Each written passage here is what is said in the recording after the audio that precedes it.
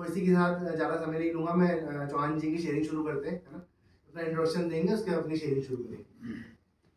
हाय दोस्तों, मैं आशीष, एक सुधरता हुआ नशेबाज। हाय आशीष। और दोस्तों, मैं अपनी शेयरिंग की शुरुआत करता हूँ कि जब मैं अपने अल्कोहलिक पीरियड से पहले का, तो मेरा जीवन काफ़ी अच्छा चल रहा था और मेरा बैकग्राउंड इतना ज़्यादा मजबूत नहीं था, ठीक ठाक था, पढ़ाई लिखाई में सब कुछ सही चल रहा था, एक अच्छी जॉब भी थी।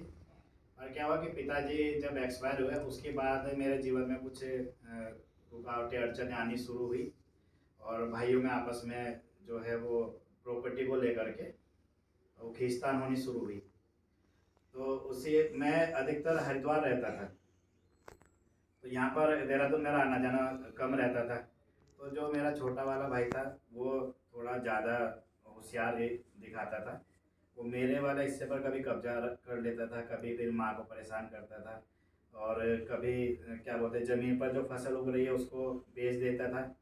और जब मैं वहाँ से हरिद्वार से देहरादून आता था तो मेरे साथ वो, मैं बोलता था भाई मेरी फसल का मुझे हिस्सा दो, तो मेरे साथ लड़ाई झगड़ा करता था। अब उस टाइम तक तो मैं उसको सहन करता रहा।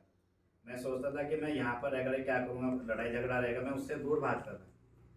मैं हरिद्वार अपना ज़्यादा टाइम गुजारता था। तो जैसे कभी कभी माँ का फ़ोन भी आ जाता था कि भाई घर में थोड़ा पैसों की कमी भी है और क्या बोलते हैं, खेती के लिए अधिकतर माँ इसी के लिए बोलती थी। तो मैं जब वहाँ पर पैसे पहुँचाता था यहाँ देहरादून में हरिद्वार से, तो छोटे वाला भाई माँ के साथ भी गलत व्यवहार करता था। अब उनका गलत व्यवहार करने के कारण मेरा अपने छोटे भाई से थोड़ा ज़्यादा जो गुस्सा होता था वो बहुत ज़्यादा बढ़ गया। अब कई बार ऐसा हुआ कि मैं हरिद्वार से देहरादून आया और देहरादून आकर के फिर मेरा उनके साथ झगड़ा भी हुआ, झगड़े में मार पिटाई हुई और मार पिटाई से इस हद तक हुई कि मैं उनसे परेशान होकर के मैं हरिद्वार चला गया। हरिद्वार का ऐसा हुआ कि मैंने माँ को बोला था कि अब मैं कभी नहीं आऊँगा यहाँ पर। तो हरिद्वार में रहता रहा और रह करके जो भी मेरे से हेल्प बनी मैं माँ के लिए करता रहा और वो माँ को भी परेशान करता था। तो कभी कभी ऐसा हो जाता है ना कि आदमी उस परेशानी का, जो परेशानी वो हल नहीं हो रही थी, मैं क्या करता था, परेशानी हल करने की वजह मैं भागता रहता था। तो एक दिन ऐसा हुआ कि मैंने उन परेशानियों से भाग करके नशा करना शुरू कर दिया। और नशा भी मैंने ऐसा किया जो मैं आपको बताता भी हूँ कि मैंने पहले वो कड़वा लगा मुझे और फिर जब मेरे से नहीं वो कंज्यूम किया गया तब मैंने उसको उसमें चीनी घोल दी, उससे मैं नशा करने लगा। तब मुझे वो बहुत अच्छा लगा। शुरू शुरू में तो मुझे नशा करने में बहुत ज़्यादा मज़ा आया। इस तरह मेरी परेशानियाँ जो है उसको मैं कुछ टाइम के लिए भूल जाता था कि अब नहीं, अब जो मैं यहाँ, मुझे देहरादून से कोई मतलब नहीं रह गया था, मैं अपना वहीं पर मेरा काम धाम जो है वो सब कुछ सही चल रहा था। अच्छा, ऐसा करते करते पहले तो मैं कभी कभार नशा किया करता था, फिर उसके बाद थोड़ा जब मैं ऐसा हुआ कि नशे में और ज़्यादा मज़ा होने लगा। कुछ मेरे यार दोस्त, कुछ कंपनी के जो साथी है वो इस तरह से होने लगे कि वो नशे के लिए वो हफ्ते में, पहले महीने में एक बार हुआ करता था जिस दिन सैलरी मिलती थी, फिर उसके बाद होता था कि 15 दिन में, फिर होने लगा हफ्ते भर में। पर मुझे ये नहीं पता था कि नशा मुझे किस ओर लेकर के जा रहा है। पर नशे में मुझे बहुत ज़्यादा मजा आता था और जो कुछ भी मेरे से हेल्प बनती थी मैं यहाँ पर देहरादून के लिए भेजता था। पर यहाँ पर भी जो मेरी समस्याएं थी वो कम नहीं हो रही थी, वो और ज़्यादा बढ़ती जा रही थी। तो एक टाइम ऐसा हुआ कि मेरी शादी का भी टाइम आया। तो शादी के बाद भी तब तक मैं नशे में इतना डूब चुका था, बहुत डूबने का मतलब ऐसा था कि मेरी कैपेसिटी बहुत ज़्यादा बढ़ गई थी, मैं नशे के बिना नहीं रह पाता था। अब शादी हुई, शादी के बाद फिर कोई पत्नी ऐसा नहीं चाहिए कि अपने जो उसका पति हो वो नशेबाज हो। अब मैं क्या करता था कि अगर यहाँ पर देहरादून आया और नशा करके ही आता था, मैं अधिकतर मेरी आदत बन गई थी, मैं देहरादून जब आता था तो नशा करके ही आता था। अब शादी के कुछ टाइम तक तो हम ठीक रहे, तो मैंने घर बना रखा था। तो उस घर का भी हमें 2 पार्टीशन करने पड़े, एक तरफ छोटा भाई रहता है, एक तरफ मैं रहता था। और उसके बाद भी तब भी मेरे जीवन से परेशानियाँ दूर नहीं हुई। तो परेशानियाँ दूर क्यों होती? परेशानियाँ दूर होने का दूर तो तभी हो पाती जब मैं अपने नशे से दूर होता, जब मेरा दिमाग सही ढंग से काम करता है। तब क्या था कि मैं अपने नशे को ही ये सोचता था कि यही मेरी परेशानियों का छुटकारा दिला सकता है मुझे। अच्छा, ऐसा करते करते इधर भाई की वजह से परेशान, इधर पत्नी मेरे को बार बार बोलती कि नशा करना छोड़ दो, क्या क्या आपका जीवन क्या होगा। पर मैं उन चीज़ों को नहीं मानता था। मैं सोचता था कि एक ना एक दिन तो ये चीज़ सही हो ही जाएगी। इधर से मैं अपनी तरफ से भी कोशिश करता था कि सब कुछ ठीक हो जाए, उधर से मैं माँ को भी बोलता था कि आप भी कुछ मेरी हेल्प करो। तो कई बार हमारा आपस में झगड़ा भी होता था, भाई भाइयों में झगड़ा होता था। बहुत सी बार वो मेरा सिर फोड़ देता था, मेरे को डंडों से पीटता था। बहुत सी बार काफ़ी गुस्सा मुस्सा भी हो जाती थी। और नतीजा क्या होता था, आस पड़ोस के लोग वो देखते थे तमाशा जिस तरह से होता है हमारा, वो देखते थे, वो बीच बचाव करने के लिए नहीं आते थे। तो एक बार ऐसा हुआ कि और ऐसा करते करते मेरी पत्नी ने भी मुझे ये बोल दिया कि मैं तुम्हारे साथ नहीं रह सकती। तो कोई भी पत्नी नहीं चाहिए वो एक शराबी पति के साथ रहे, वो भी अपने घर चली गई। ऐसा कई बार गुस्से में भी उनको बोल देता था जब वो मुझे नशा करने से रोकती थी कि ऐसा मत किया करो। तो मैं भी उनको बोल देता था कि अगर आप मुझे इस तरह से मेरा नशा करने से रोकोगी तो आप अपने घर जा सकती। और जब वो अपने घर चली जाती थी तब घर जो है वो काटने को दौड़ता था। वही घर में मैं अकेला। माँ ने भी ये बोला था कि अगर तुम अपना नशा छोड़ता है तब मैं तेरे साथ रहूंगी, अगर अपना नशा नहीं छोड़ता तो अपने आप ही अपने आप को संभाल। तब मैं क्या करता था कि और ज़्यादा नशा कर लेता था। और ज़्यादा नशा करने के बाद फिर मैं जब मैं अपने ये नशे से दूर होता है, अब परेशानियां दूर होने के बजाय और ज़्यादा बढ़ती रही। और ये परेशानियां तब और ज़्यादा बढ़ने लगी जब मम्मी एक्सपायर हो गई। तब उसके बाद मेरे ऊपर तो ऐसा हुआ ना कि मेरे पास जीने का कोई रास्ता नहीं बचा। पत्नी मेरे साथ नहीं थी, माँ मेरे साथ नहीं थी। किसी को हेल्प करने के लिए मैं बोलता था कि आप मेरी सहायता करो, मेरा भाई मेरे साथ इस तरह से व्यवहार करता है, तो कोई मेरा साथ देने के लिए तैयार नहीं था। नशे में इस हद तक डूबा रहता था कि किसी भी इतना ज़्यादा नशा करता था, सड़क पर ही मैं गिर जाता था, या कभी कभी ऐसा होता था किसी नाले में गिर गया। ये मेरी हकीकत है कि मैं नशा इतना ज़्यादा करता था। लोग बाग मुझसे करते थे, खासतौर से जो यहाँ पर मेरे गांव की औरतें थी, ये मुझे देखना पसंद नहीं करती थी, क्योंकि मुझे ऐसा बोलती थी ना कि ये इतना ज़्यादा नशा करता है, इसका घर बार पूरा इस तरह से बिल्कुल बिखर चुका है, उसके बाद भी ये नशा करना नहीं छोड़ रहा है। गांव के जो बड़े बड़े लोग थे मुझे समझाते थे कि आशीष इस तरह से क्यों कर रहा है कि तुम्हारी पत्नी तुम्हें छोड़ करके चली गई है और उसके बाद भी नशा करना बंद नहीं कर रहा है।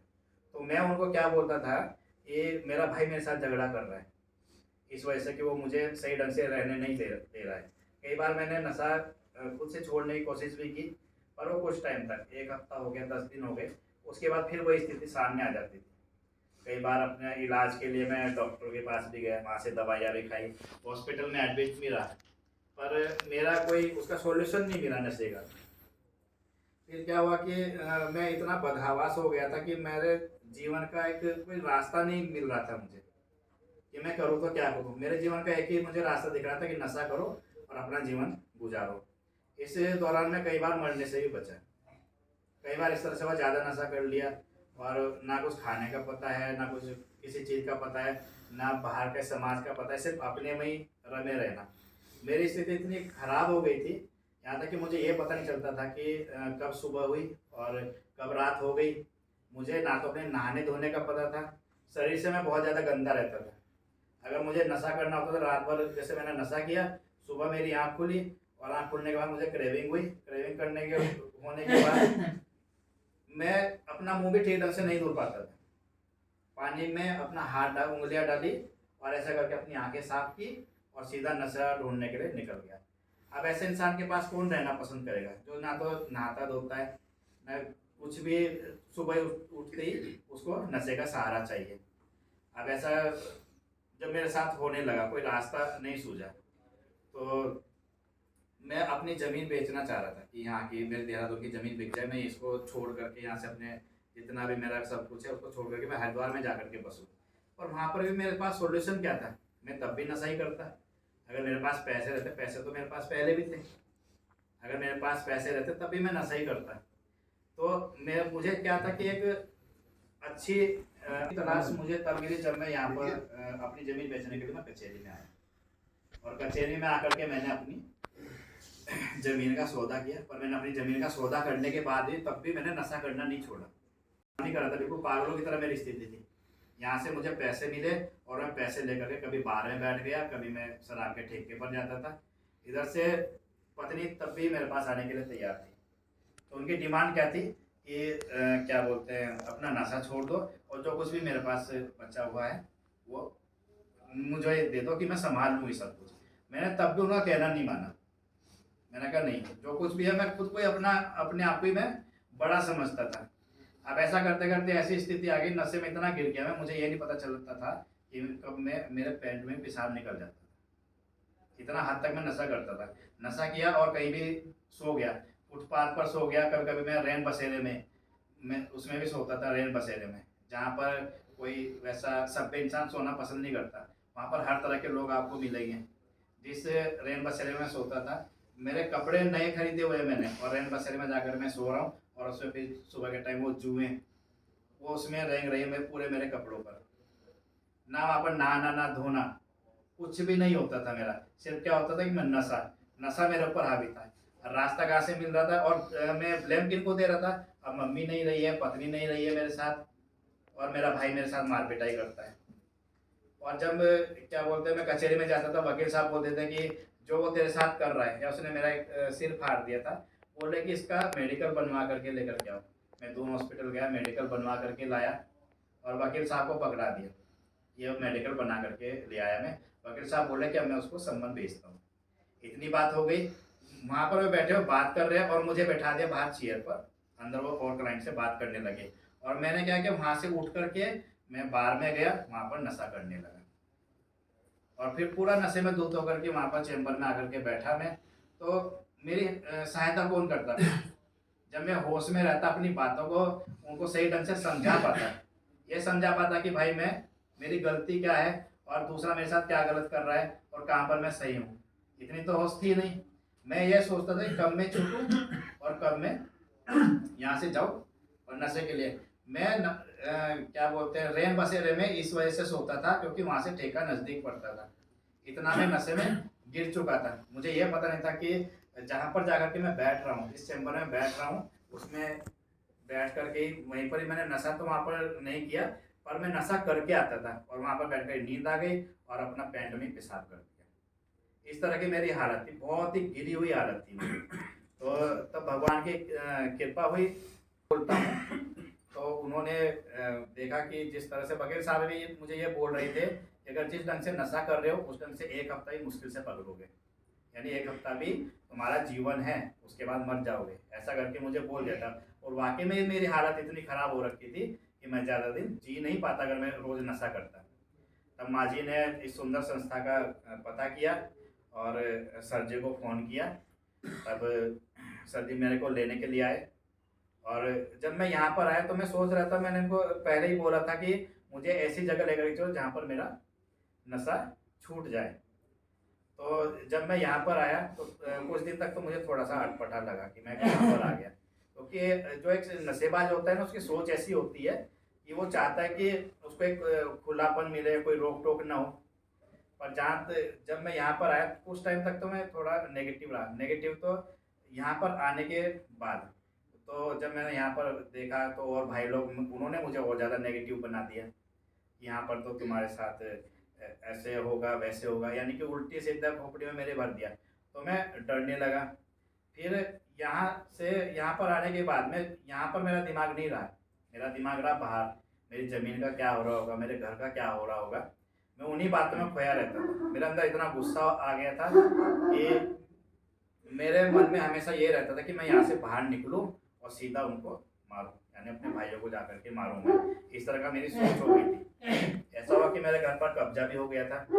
तब सर जी के पास फ़ोन भी आया था, इन्होंने बात भी कराई। तो मैं इनके क्या सोच को बहुत ही सम्मान करता हूँ, उनके सोच का, कि तब इन्होंने मुझे घर नहीं जाने दिया। पता है क्यों? अगर तब मैं घर चला जाता तो शायद मैं नशा करता। मेरे अंदर गुस्सा इतना भरा हुआ था, क्योंकि बाहर से माँ जी ने सब कुछ संभाला।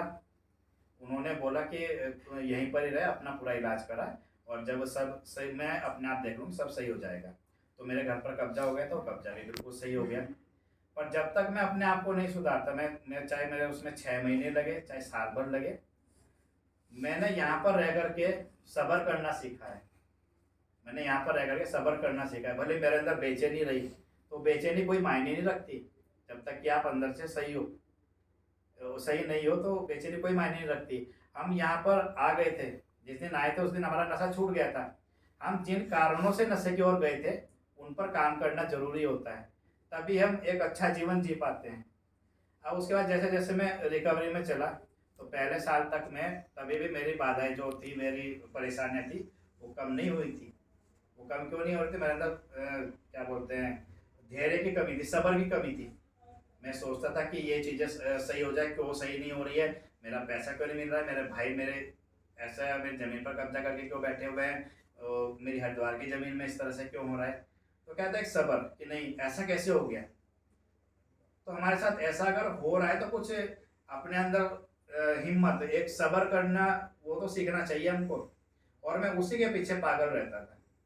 अब जैसे जैसे धीरे धीरे समय बीतता गया, मुझे सर जी ने एक बात बताई थी कि सुनना सीखो, क्योंकि मैंने कभी किसी की नहीं सुनी थी, ना अपनी माँ की सुनी थी, ना अपनी पत्नी की सुनी थी। जो मुझे समझाते थे वो मुझे बुरे लगते थे कि मुझे क्यों समझा रहे हैं, और जिनके साथ में बैठ करके नशा करता था वो लोग मुझे अच्छे लगते थे। उनके बारे में कोई कुछ गलत बोलता था तो मैं उनको बहस करने लगता था उनके साथ कि उसको गलत कैसे बता रहे हैं, कि वो मेरा सहारा, इस तरह से सहारा समझता था ना मैं उनको, कि जो पिलाने वाला है उसको मैं अपना सहारा समझता था, और जो मुझे मना करते थे नशा करने से उनको अपना दुश्मन समझता था। अब धीरे धीरे जाकर के मेरा दिमाग खुला। अगर हम ये सोचे कि हमने अपना 6 महीने पूरे कर लिए और हमारा नशा छूट गया, नशा तो हमारा तभी छूट गया जब हम यहाँ पर आए थे, पर हमको उन चीज़ों पर काम करना जरूरी है जिनकी वजह से हम नशे की ओर गए। अब उसके बाद जैसे धीरे धीरे आज की डेट में मैं आपको बताऊं कि मेरे रिश्ते सुधर रहे हैं, यानी कि मेरी पत्नी भी मेरे साथ रहने के लिए तैयार है, क्योंकि उनको पता है कि मैं सुधर रहा हूँ। और इसका सारा जो यहाँ पर मुझे इतना अच्छा माहौल मिला, मुझे पता है कि मैं पैरों से चल भी नहीं पाता था, इतना बीमार रहता था, बहुत बुरी स्थिति में मैं यहाँ पर आया था। मैं 2 महीने यहाँ पर बेड पर पड़ा रहा, और चलने में भी मैं मोहताज हो गया था। अगर मैं इसी तरह से नशा करता तो कितने दिन जिंदा रहता मैं। बिल्कुल भी मेरे अंदर क्या बोलते हैं, सिर्फ एक नशा ही मेरा सहारा रह गया था। पर आज के डेट में मुझे पता है कि सब्र हर चीज़ का समाधान होता है। सब्र करो तो आप धीरे धीरे वो चीज़ें सही हो जाएगी, आपको परेशान नहीं होना है उन चीज़ों से। यही बातें मैंने सर से सीखी है। सर ने मुझे बताया कि सुनना सीखो। हिमांशु सर जी ने मुझे बताया कि अपने मन के अंदर कुछ भी मत रखा करो, और जो भी आपके मन में है उसका समाधान तभी मिलेगा जब हम दूसरों को अपनी परेशानियां बताएंगे। उसका सही कि मैं बोल करके थोड़ा कम बताता हूँ, मैसेज में लिख करके बताता हूँ, पर समस्या का समाधान मिलता है। सर ने मुझे सब्र करना सिखा दिया है। सर ने मुझे ये सिखाया कि दुनिया में बहुत से ऐसे लोग मिलेंगे जिन परेशानियों से मैं भाग जाता था ना, आज उनका मैं मुकाबला कर सकता हूँ। उनका श्रेय भी मैं सर को ही देता हूँ। इन्हीं की वजह से जो मुझे नया जीवन मिला है, जो मैं आप लोगों के सामने बैठ करके बोल रहा हूँ, बता रहा हूँ, ये मुझे सर की वजह से ही मिला है। और भी ऐसी चीज़ें हैं कि वो धीरे धीरे सही हो रही है, और उसके लिए मैं निरंतर प्रयास कर रहा हूँ। मैं ये नहीं सोचता कि मैं क्या बोलते हैं, सुधार जो है वो दैनिक प्रक्रिया है, यानी हर रोज कुछ ना कुछ सीखने को मिलता है। तो यही सर से मेरे जीवन का जो मेरे आदर्श है वो शिवांग सर जी है, और जिन्होंने मुझे एक बात बोली है हिमांशु सर जी ने, कि अपने मन के अंदर कुछ भी बात मत रखा करो। एक पूरे परिवार की तरह, एक जो हमारे तेजेंद्र सर जी है उनसे भी मैंने बहुत कुछ सीखा है। क्योंकि पढ़ाई मैंने उन्हीं से ही, वही हमको यहाँ पर पढ़ाने के लिए आते थे, क्वेश्चन आंसर कराने के लिए, तो उनसे बहुत चीज़ मैंने सीखी है कि लाइफ में किस ढंग से आप सर्वाइव कर सकते हो। अगर आप परेशानियों से तंग आ गए, उसे तंग नहीं आना है, क्योंकि कोई भी ऐसी परेशानी नहीं है जिसका कोई हल ना हो, पर उनको बताना है।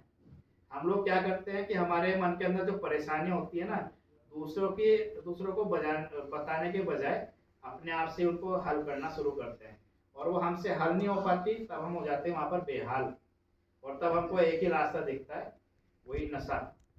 तो नशा ना करके एक अच्छा जीवन जिए।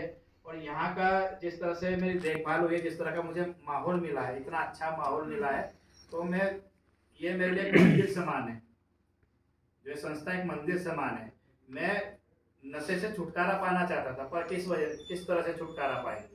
हॉस्पिटल में रह करके देख लिया मैंने, वहाँ मेरा नशा नहीं छूटा, मैंने लाखों रुपए वहाँ पर बर्बाद किए।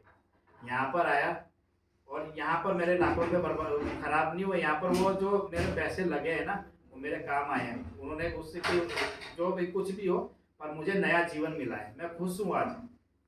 जिस नशे के बिना मैं 1 घंटा नहीं रह सकता था, आज उस नशे से दूर हुए मुझे 2 साल हो गए और अभी भी निरंतर ये प्रक्रिया जारी रहेगी और ये तब तक जारी रहेगी जब तक कि देखो रिकवरी आपकी कब तक मायने रखती है, जब तक कि आप बिना नशे के इस दुनिया में हो, अगर तब तक ये रिकवरी आपके लिए मायने रखती है।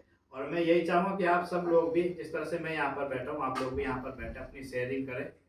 तो यहाँ का जो माहौल इतना अच्छा दिया हुआ है, इतना प्यार भरा माहौल दिया हुआ है, जहाँ पर कमी लगती है तो वहाँ पर थोड़ा समझाया भी जाता है। सर ने मुझे बहुत बार समझाया, हमारी जो औकात है वो समझाई है और एकदम से वो रियल फैक्ट है। वो जो हमारी औकात है, नशेड़ी की जो औकात होती है ना, अगर वो उस पर काम करे, समझे कि नशेड़ी की औकात क्या होती है, तो रिकवरी में आसानी से चल पाएगा। तो मैं शिवांग सर जी का बहुत आभारी रहूँगा पूरे जीवन भर कि इनकी वजह से आज मुझे नया जीवन मिला है। मैं दिल से इतना खुश हूँ कि मैं शब्दों में उस खुशी को बयान नहीं कर सकता, क्योंकि आज मैं यहाँ पर बैठ करके आप लोगों को अपनी बातें बता रहा हूँ, तो उनका कारण भी शिवांग सर जी है। इनकी सोच जो है वो इतनी अच्छी है, बहुत बढ़िया सोच, मैं इनकी सोच को प्रणाम करता हूँ, बहुत बढ़िया सोच है। तो दोस्तों ये थी मेरी कहानी, मैंने कहा और आपने सुना।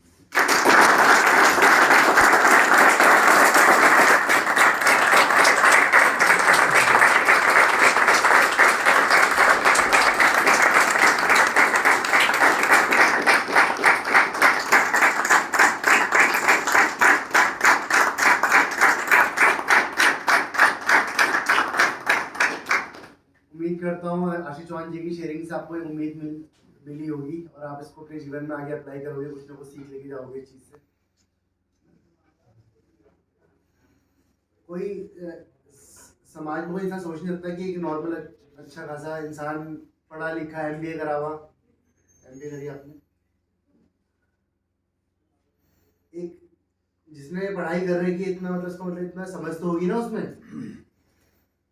तो कैसे वो एक बिल्कुल अंधकार में जा सकता है। तो सिर्फ एक नशा ही उसको ले डूबता है और एक कार्यक्रम में उसको फिर दोबारा बचाता है। अब इन्होंने बहुत अच्छी बात करी शेयरिंग में, जितनी इन्होंने सारी बात जितनी बोली, हर एक चीज़ की बहुत एक अहम वैल्यू है जो जिसको जो जिस तरीके से लेना चाहे। उन्होंने बोला सब्र, इसको धैर्य भी कह सकते हैं। जैसे कि एक छोटी सी वो है इसमें कि एक इंसान गया है किसी बाबा के पास कि बाबा जी आप छन्नी में पानी रोक सकते हो क्या? तो बाबा जी ने उसको बोला कि अगर तेरे में इतना धैर्य है कि तो गर्मी से सर्दियाँ होने का इंतजार कर ले और ये पानी बर्फ बन जाए, अगर तेरे में इतना धैर्य है तो मैं रोक सकता हूँ। तो क्या है, धैर्य ऐसी चीज़ है जिंदगी में जो हम लोगों के अंदर होता नहीं है। हमें हर चीज़ की बेचैनी होती है, आज अभी इस वक्त अभी हो जाए जैसे हो जाए, अभी चाहिए रहती है ना चीज़ें, ठीक है 80% में रहती है। जो इंसान इसमें काम करता है वो आगे बढ़ता है हमेशा चीज़ों में। और होता क्या है, इंसान जब रिकवरी में चलता रहता है, पहले तो मैं इनका धन्यवाद करूंगा बहुत बहुत कि इन्होंने मुझे इस लायक समझा कि इन्होंने जो बातें कही, लेकिन ऊपर वाले का शुक्रिया अदा करता हूँ कि इनको रास्ता मिला। हर किसी को रास्ता नहीं मिलता, देखो है ना, रास्ता हमें चुनना पड़ता है। देखो एडिक्शन भले ही हमारी चॉइस ना रही हो, किसने चाहा था कि हम सुबह उठे, आप लोग सुबह उठो और आप एक नशेबाज निकलो? किसी ने सोची थी ये चीज़ कभी? ठीक है, अगर एडिक्ट बनना या अल्कोहलिक बनना या नशेबाज बनना आपकी चॉइस नहीं थी, तो एक रिकवरी में आना तो आपकी चॉइस हो सकती है। इसको विकल्प के तौर में मत लेना। विकल्प में हमेशा रास्ते होते हैं, 2-3 रास्ते। विकल्प क्या है ना, विकल्प में तो समझते हो ना, कोई दूसरा रास्ता नहीं सर। तो चुनाव रखना हमेशा, इसको प्रायोरिटी रखना। चाहे जो सर पढ़ाई कर रहा है, देखो ऐसा होता है, एक चीज़ और मैं इनकी सुन रहा था जब, तो उन्होंने बोली कि मैंने जो चीज़ हो रही थी उनको, जो बात हो रही थी। हमें हमेशा ना छेड़छाड़ करने का हमारी आदत है। छेड़छाड़ मतलब जो भी कोई चीज़ हो रही होगी सही चीज़, हम छेड़छाड़ करेंगे। जैसे अगर स्कूल जाने वाला बच्चा है, वो छेड़छाड़ जो चीज़ ईश्वर कर रहा होता है, ऊपर वाला कर रहा होता है, उसके लिए स्कूल जा रहा होता है, उसका मकसद क्या होता है, पढ़ाई करना, लेकिन वो छेड़छाड़ करता है। वो क्या करता है, बंक मारता है ना, गलत हरकतें करता है, गलत आदतें करता है। आने तो कोई बात नहीं। कॉलेज आने वाला है, वो भी छेड़छाड़ करता है। छेड़छाड़ कैसे करता है, पर जो चीज़ हो रही होती है उसको होने नहीं देता, बंक मारता है और पढ़ाई नहीं करता, तो छेड़छाड़ कर रहा था ना कहीं पर। रिश्ते होते हैं, रिश्ते हमेशा सही होते हैं, खराब कौन करता है, इंसान करता है। तो छेड़छाड़ करता है ना चीज़ों में। छेड़छाड़ का मतलब समझ रहे हो कहने का मतलब, तो जो हो रहा होता है उसको होने नहीं देता। तो ऐसी लाइफ में कभी कोई चीज़ जो हो रही होती है ना, कि भलाई के लिए हो रही होती है, हम उसमें छेड़छाड़ कर देते हैं, तो वो चीज़ हो नहीं पाती। ऊपर वाले ने हर किसी के लिए अच्छा से अच्छा ही सोचा हुआ होता है। हाँ, लाइफ में अप एंड डाउन आते हैं, वो अलग चीज़ हो गई, उसके लिए हिम्मत होती है सामना करने के लिए। लेकिन असली में सब कुछ सही हो रहा होता है ना, लेकिन हम उसमें छेड़छाड़ कर देते हैं। तो क्या है, वो चीज़ होती नहीं जो ईश्वर ने हमारे सोची होती है। और देखो, कोई चाहे कितना भी आप सोचो कि भगवान है नहीं है, ऊपर वाला है, एक कोई ना कोई चीज़ है जो हमारी ज़िंदगी में काम करती है। आपकी भी अगर आप लोगों के अंदर अगर सद्बुद्धि आ रही है ना, कोई कहीं ना कहीं ये कोई ना कोई ऐसी शक्ति जो काम कर रही है अपने में। नहीं तो आप लोगों को कोई बदल सकता था क्या? इनको कोई बदल सकता था क्या? कार्यक्रम में लिखा हुआ है कि कोई मानवीय शक्ति हमें ठीक नहीं कर सकती, सिद्धांतों में कारण है। मानवीय मतलब इंसान कोई ठीक नहीं कर सकता। तो मानवीय शक्ति ये ठीक नहीं कर सकती, तो कोई तो शक्ति जो ठीक कर सकती है। अब उसको आप चाहे अल्लाह समझ लो, चाहे भगवान समझ लो, चाहे परमेश्वर समझ लो, चाहे जीसस क्राइस्ट समझ लो, चाहे वाहिगुरु समझ लो। और ये तो चलो, देखो ये बात आध्यात्मिकता की, मैं आध्यात्मिक की बात नहीं कर रहा हूँ। हर किसी कोई अपना धर्म मानता है, लेकिन आध्यात्मिकता इंसान में होनी चाहिए। आध्यात्मिकता इंसान को बताती है सही और गलत क्या है। ये कार्यक्रम भी अल्कोहलिक अनोनिमस, नारकोटिक अनोनिमस जो कार्यक्रम है, ये आध्यात्मिकता के ऊपर ही, आध्यात्मिक के ऊपर नहीं है। यहाँ पे कोई धर्म के उपदेश नहीं दे रहा, या कोई संत नहीं बन रहा है, मतलब ऐसा कोई प्रवचन नहीं चल रहा है यहाँ पर, या कोई देता है। यहाँ पर आध्यात्मिकता की बात करी जाती है कि सही क्या है लाइफ में और गलत क्या है, किन चीजों से दूर रहना है, कि इंसानियत क्या है असली में। एक इंसान के अंदर क्या खूबी होनी चाहिए? वो ईमानदार होना चाहिए, विनम्रता होनी चाहिए उसके अंदर, स्वीकारता होनी चाहिए, खुलामन होना चाहिए, इच्छुकता होनी चाहिए नई चीजों करने की। और एक शैतान के अंदर क्या खूबी होती है? बेईमानी, लालच, गुस्सा, ये सब किसकी आदत है? शैतान की। शैतान मतलब समझ रहे हो, ये विपरीत इंसान की। तो ये इंसान बनने का रास्ता है। हम सभी इंसान ही हैं, लेकिन हमारे समय के साथ हमने जो एडिशन हमारी लाइफ में आया, इसने हमको इंसान तो नहीं छोड़ा था। जो इंसान अपने घर में ही लड़ रहा है, क्या वो इंसान है? एक पागल होता है, इसे पता नहीं होता कि वो किससे लड़े, क्या लड़े। अरे लड़ना है तो बाहर से, दुनिया से लड़ो ना। हमने घर वालों से लड़ रहे थे। घर में कौन चीजें इधर उधर करता है? घर में चोर जो होता है, कभी अपने घर में चोरी करता है क्या? नहीं करता ना, वो बाहर से करता है। हमने मजबूरी में कई बार अपने घर में भी ऐसी चीजें करी है, कुछ चीजें अपनी अपनी बेच दी, कुछ चीज या कुछ कर दिया मजबूरी में नशे की। कौन करता है? पागल इंसान ही करेगा। तो इंसान के काम तो नहीं है ये अपने परिवार में गाली गलौज कौन करता है? क्या एक इंसान करता है? तो वो सब चीजें हमने करी हैं। आप लोगों को कहीं ना कहीं इस चीज का एहसास होगा, क्योंकि जब आप लोग यहाँ पर आए थे तो बिल्कुल अनकंट्रोल थे। अनकंट्रोल मतलब समझते हो, आपका खुद में भी काबू नहीं रहा था, आपको एडिक्शन ने इतना तोड़ दिया था। तो हर किसी के मौका है। चौहान जी ने जैसे 2 साल पूरे करे, ऐसे हर एक इंसान में मौका है यहाँ पे रिकवरी में चलने का। पर बात ये है कि वो रास्ता कौन चुनता है। और जो रास्ता चुनेगा, कोई इतना बड़ा पहाड़ नहीं है कि पहाड़ तोड़ना है। बहुत ही आसान रास्ता है। ये कोई दवाई नहीं दी जाती यहाँ पर जो कि आपको सिर्फ ठीक हो गई शरीर से। ये परमानेंट सोल्यूशन है कार्यक्रम। हर चीज अपनी जगह पे काम करती है, दवाई भी अपनी जगह काम करती है, ऐसा नहीं है। दवाई भी जो शरीर को अच्छे से जल्दी ठीक करती है ना, मेंटल हेल्थ खराब है उसको जल्दी ठीक करती है, लेकिन सॉल्यूशन तो आपको कार्यक्रम से ही मिल सकता है। तभी आप लोग यहाँ पर आए हो। जितने लोग यहाँ पर आए, सब लोग हर तरीके के रास्ते घर वाले आजमा चुके थे, चाहे वो मंदिर मस्जिद गुरुद्वारे क्यों ना हो, चाहे वो हॉस्पिटल क्यों ना हो, चाहे वो ओझा और तांत्रिक क्यों ना हो। मतलब गलत बोल रहा हूँ मैं? तो क्या है, अब यहाँ पर आए हो, सद्बुद्धि आ रही है, आज के दिन आपको एहसास हो रहा है ना, आपको अच्छा फील हो रहा होगा खुद में। लेकिन इसको बनाए रखना है, इस एहसास को। हमें भूलना नहीं है कि हम किस चीज़ से निकल के आए हैं, क्योंकि वापिस आना तो देखो बड़ा आसान है। एक विचार आएगा और आपको ले डूबेगा उस चीज़ में, लेकिन वापस ना जाने के लिए आपको सिर्फ प्रयास करना है। तो बड़ा ही आभारी हूँ ऊपर वाले का कि इनको आज 2 साल हुए पूरे, और ये पूरी ईश्वर से कामना करता हूँ ऐसी पूरी जिंदगी भर चलते रहें। और मैं चाहता हूँ कि जो भी लोग इस संस्था से जुड़े हुए सही चल रहे हैं, उनकी ज़िंदगी में वो अपना एक अच्छी ज़िंदगी जिए। और एक अच्छी ज़िंदगी तब इंसान तभी जी सकता है जब वो नशे से दूर हो। मैं बाहर की लाइफ में या समाज के बीच में कभी जाता हूँ, जाना होता है, तो देखो नॉर्मल लोगों के लिए तो नशा करना कोई आम बात है बहुत ना। तो लेकिन मेरे लिए तो आम बात नहीं है ना, क्योंकि मैंने उस नशे की वजह से मौत देखी हुई है या लोगों को मरते हुए देखा हुआ है। तो मेरे लिए गलत है, लेकिन जो चीज़ मेरे लिए गलत है जरूरी नहीं कि दूसरों के लिए भी गलत हो। ऐसे आप जब लोग बाहर निकलोगे तो जो समाज कर रहा है जरूरी नहीं कि उनके लिए गलत है, आपके लिए गलत है। आपको छोड़ना है। दूसरा कर रहा है वो उसकी जिंदगी है, दूसरा इंसान मजे के लिए कर रहा है, आप लोग मजबूरी में कर रहे थे। इस मजबूरी से अगर आपको लगता है यार बाउंडेशन आपको चुभती है, तो इससे बढ़ के कोई बाउंडेशन नहीं थी। आप घर पे थे और आपको नशे की तरह लगती थी, आपको कुछ भी आप करने को तैयार हो जाते थे। ना घर देखते थे, ना बाहर देखते थे, ना नौकरी देखते थे, ना समय, ना ठंड ना गर्मी। कभी ऐसा हुआ कि ठंड बहुत है आज नहीं आता, ठीक है, या आज नहीं आता नशा लेने, कभी ऐसा हुआ? ओले ही पड़ रहे होंगे ना, बारिश भी हो रही होगी, गाड़ी नहीं भी होगी, पैदल जाओगे तो 10 किलोमीटर। ऐसे ऐसे लोगों की शेयरिंग सुनिए 30 किलोमीटर पैदल गए अपने नशा लेने के लिए। और जब होगा अभी रिकवरी बर्थडे आप लोगों को बताऊंगा अपनी, या कभी आपसे दोबारा बैठूंगा आपसे। लेकिन कहने का मतलब है हमने अपने नशे को करने के लिए बहुत कुछ करा है ना, अपनी सारी क्षमताओं का यूज करा, सारे दिमाग का यूज करा। एक नशेबाज इंसान एडिक्ट पर्सनैलिटी गॉड गिफ्टेड होता है। वह ना मेरी आज नहीं समझ में आएगी, बाद में समझ में आएगा रिकवरी में चलोगे तो, क्योंकि उसमें गॉड गिफ्टेड चीजें होती हैं। वो एक चीज को बहुत तरीके से करना जानता है, वो एक चीज को बहुत नजरिए से देखना जानता है। एक नॉर्मल इंसान एक चीज को सिर्फ ऐसे और ऐसे ही देख सकता है, एक एडिक्ट पर्सनैलिटी इसको पूरा ऊपर नीचे हर तरीके से देखेगा, क्योंकि उसने क्या है बहुत तिगड़म घुमाई चीजों को करने के लिए। जब कोई रास्ता नहीं था, बाहर जब थे कुछ करने का, तभी भी आपने इंतजाम करा ही है ना। सोचो आप में कितना एक गॉड गिफ्टेड दिमाग है। आप उसको सही चीज में लगाओगे तो अपनी जिंदगी में बहुत अच्छा करोगे। समय तो जरूर लगेगा, सालों बर्बाद करे नशे में, किसी ने 5 साल, किसी ने 10 साल, किसी ने 3 साल, किसी ने 15 साल। तो जिंदगी 1-2 सालों में तो नहीं बदलती है, हकीकत है। लेकिन हाँ इतना जरूर है कि आपके बीते हुए कल से तो बहुत अच्छा होगा आपका आज, जिस दिन भी आप नशे से दूर रहोगे।